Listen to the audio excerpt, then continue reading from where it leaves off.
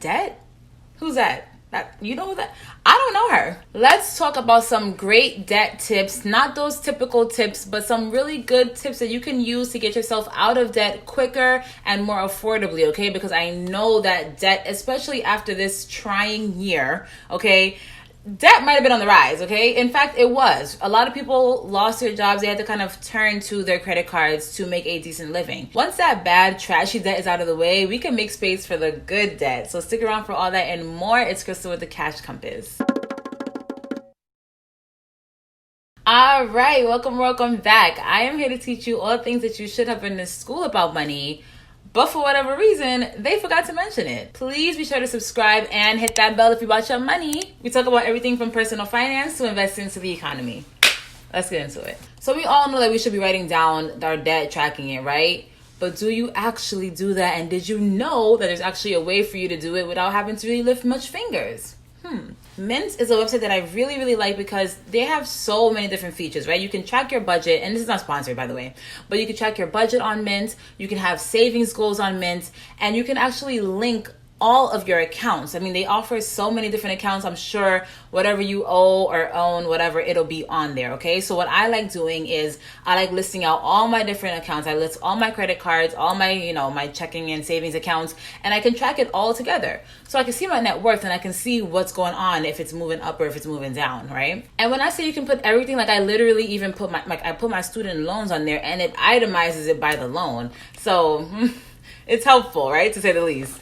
So go find an app like that. There's other apps, there's other websites. You don't have to do Mint. Like I said, it's not sponsored, so I really don't care what you do as long as you do the damn thing, okay? So download one of those things, kind of get an idea of how your net worth is looking and what it's leaning more towards. I definitely think you should handle and tackle the things that have the highest interest rates first.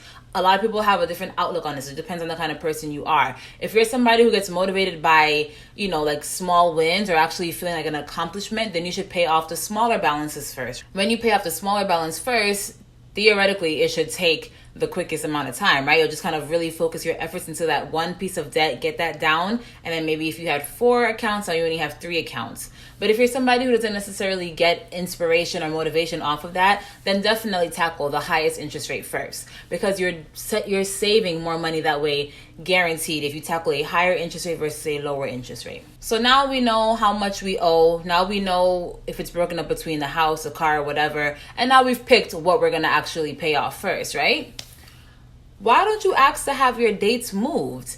A lot of companies, whether it's like your credit card or it's your phone bill, they will move the due dates for you, right? So I get paid bi-weekly. A lot of times it can be kind of hard because if you don't get paid at the same time every single month, it's kind of hard to pick a day. But if you're one of those people who get paid monthly or get paid twice a month, this is the best thing for you, because then you can just literally change your due dates to around your pay date. So you already know, okay, if I get paid on the 14th, all my bills are coming out the 15th, or it comes out the 15th and the 30th, So just kind of look at your bills, look at all your due dates, and see if it makes sense to move things. If you ever found yourself at a situation where you're like, oh my God, it's the end of the month and I don't have any money, maybe you should move that due date up a little bit closer so that you're not, spending all of your bill money. And speaking of spending off your bill money, the next tip is to separate your fun money from your business money, right? Bills, anything that you owe anybody. Have that money literally go into a different checking account, okay? I have a couple of checking accounts. One is specifically for bills, and that I make sure that at the end of the month, it's somewhere around 0, right? Like I always leave a little bit of a buffer, but I don't even touch that account. It's only for bill money. I don't ever take any money out of there. Then I have a separate account that I use just for spending. I know if I spend every single penny in this account, it's all right, okay? I'm still eating. I still got my lights on. I still have my internet, right? Like everything is paid for. So definitely keep them separate, out of sight, out of mind. Don't even touch that bill money, okay? You have to lower your costs. If getting out of debt is something that you are serious about, like you're tired of it, you hate paying people, you hate when them bills come in, you have to pay less money somehow. Small story, my daughter was born with a heart defect, and her surgery cost me $11,000, okay? After insurance, okay? After. So obviously that was not fun. as a first-time mom, right? But guess what? I just said, okay, you know what? I can't really be out here spending a whole bunch of money on frivolous things. Like, I have to kind of buckle down. I want to get rid of this medical bill debt. Like, I'm not going to be sitting here with that over my shoulder. So I was just super aggressive, and I just paid it as if it was a regular bill. I paid more. I paid extra. I didn't do a lot of things. I couldn't have a lot of fun, right? It took me over a year. I think it took me 2 years to pay that down because it was just an unexpected expense, right? So when these things happen, you have to just be disciplined. I mean, it really boils down to just being disciplined and having kind of like the guts to say, okay, I'm not going to touch this. I'm not going to do that. I'm going to put this money to the side. Like, I really want to get out of debt because it feels so good when you're like, hey, middle finger to the law. Don't even touch me. Don't come around me no more. And what really helped me pay that too was auto paying everything, okay? So not only am I forcing my bill money away from me, I'm also telling them, take it out.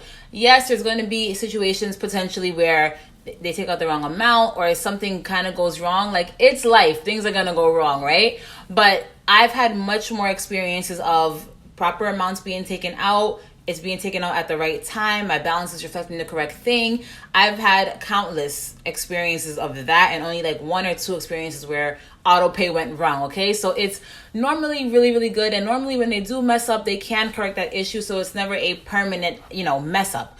So don't be afraid of auto pay. I talked about this kind of recently before in one of my other videos, but you're not going to get out of debt if you can pick and choose when you're going to get yourself out of debt, right? It's almost better if you put that money aside and tell them, just take it from me, versus saying, okay, listen, Nana, I'm going to go to the casino real quick. I'm going to make that money back. Like, no.